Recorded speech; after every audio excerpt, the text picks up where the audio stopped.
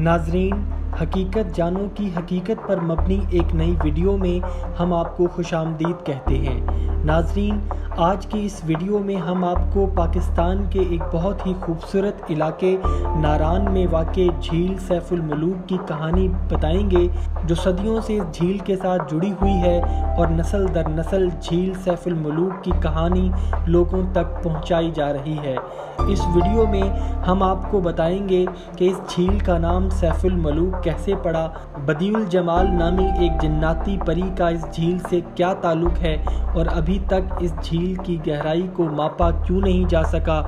آج اس کی حقیقت سے پردہ اٹھائیں گے، لیکن اس سے پہلے اگر آپ نے ہمارے چینل حقیقت جانو کو سبسکرائب نہیں کیا تو براہ کرم سبسکرائب ضرور کر لیں اور ساتھ ہی ساتھ بیل کے نشان کو بھی دبا دیں تاکہ حقیقت جانو کی ہر نئی ویڈیو کا نوٹیفیکیشن آپ کو ملتا رہے۔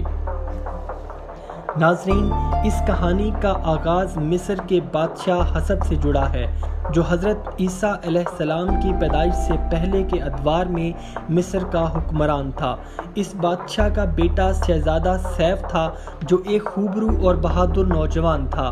ناظرین، اس سے پہلے کہ ہم اس کہانی کو آگے بڑھائیں، یہ بات بتانا ضروری سمجھتا ہوں کہ مصر کے اس دور میں جادو اور جنات کو انسان اپنی زندگی میں کافی اہمیت دیتے تھے اور جادو اور جنات کی مدد سے اپنے بہت سے کام کرتے تھے، اور تاریخ کے مطابق دنیا کے عجوبوں میں سے ایک عجوبے اہرام مصر کی تعمیر میں بھی جادو اور جنات کی مدد لی گئی۔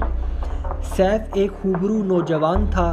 ایک رات اس کے خواب میں ایک نہایت خوبصورت جناتی پری آئی اور وہ اس کو اپنے پاس آنے کا تقاضا کرنے لگی۔ شہزادہ سیف جب صبح بیدار ہوا تو اس کو ایک خواب سمجھ کر بھول گیا۔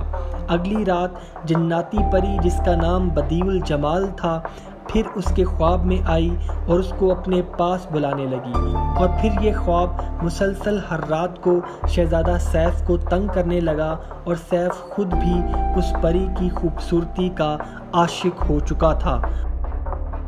اس نے آخر کار اپنے باپ حسب سے اس خواب کے بارے میں ذکر کیا، اور اس نے کہا کہ مجھے وہ جناتی پری مسلسل خواب میں بلا رہی ہے، اور سفر کا راستہ اور علاقہ بھی مجھے خواب میں بار بار دکھایا جا رہا ہے۔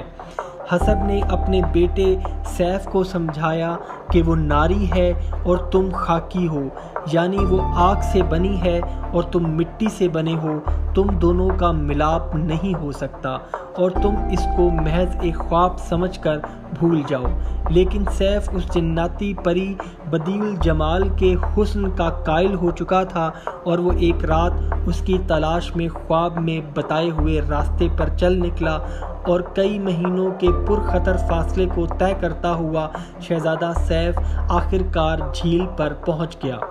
کافی دن انتظار کے بعد اس کو نہ تو کوئی پری دکھائی دی اور نہ ہی کوئی شخص جو اس کو رہنمائی دے، لہٰذا وہ جھیل سے واپس ناران آیا اور ایک بزرگ آدمی کو اپنے آنے کی وجہ بتائی۔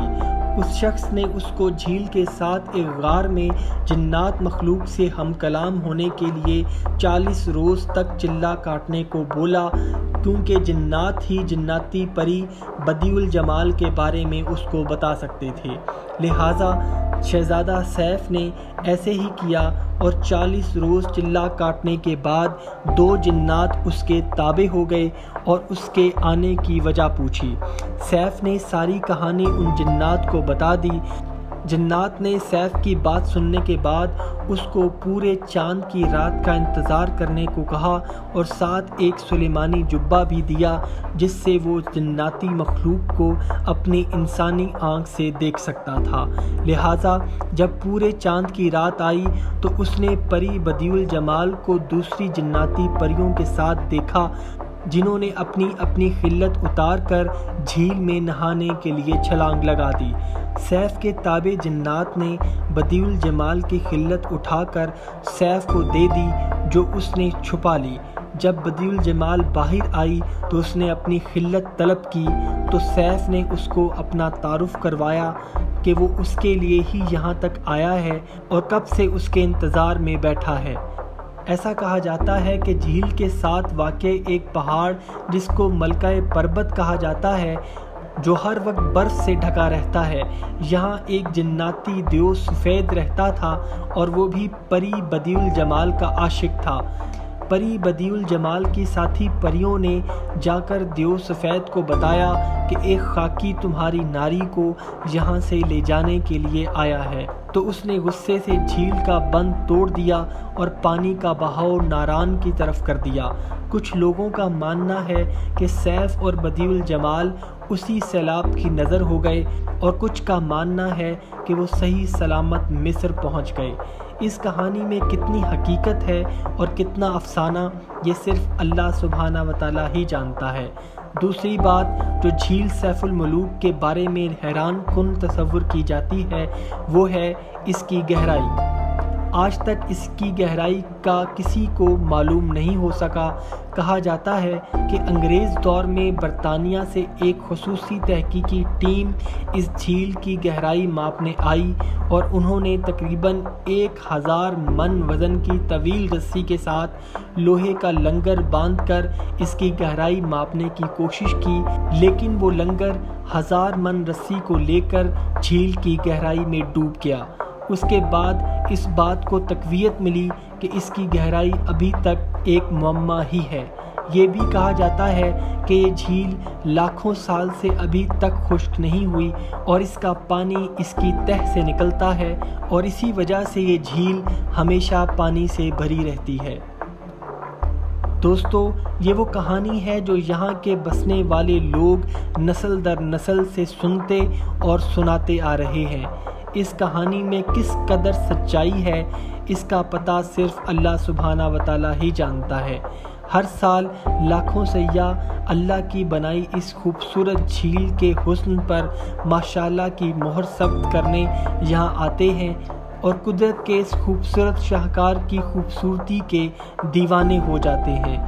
پاکستان ایسے ہی قدرت کے خوبصورت شاہکاروں کی سرزمین ہے، اور خوبصورتی میں اپنا کوئی ثانی نہیں رکھتی، اور پاکستان کے لوگ زندہ دل ہیں اور دشمنوں کی مکروہ سازشوں کے باوجود ایک ہیں، اور ایک پرامن اور مضبوط پاکستان کو پوری دنیا کے سامنے پیش کرنے میں سرگرم عمل ہیں، اور دنیا بھر کے ٹورسٹ کو پاکستان آنے کی دعوت دے رہے ہیں، اور پاکستانی عوام اس کو پاکستان میں نہیں بلکہ اپنے دل میں جگہ دیں گے، اور پرامن اور محبت کا پیغام ان کے دل میں بھریں گے۔ اللہ پاکستان کو ہمیشہ محفوظ رکھے۔ پاکستان زندہ باد۔ وما الینا الا البلاغ المبین۔